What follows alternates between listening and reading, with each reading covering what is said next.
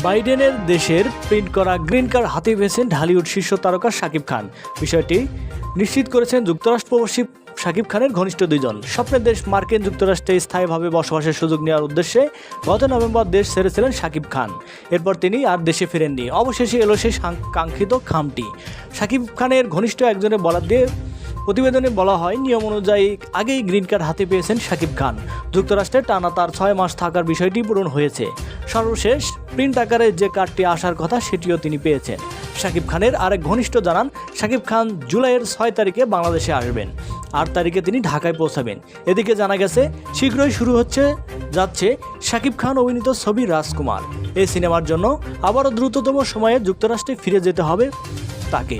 উল্লেখ্য, শাকিব খানের গত জন্মদিনে 28 মার্চ নতুন সিনেমা রাজকুমারের মহরত অনুষ্ঠিত হয়। এই সিনেমায় শাকিব খানের সঙ্গে অভিনয় করবেন মার্কিন অভিনেত্রী কোর্টনি কফি।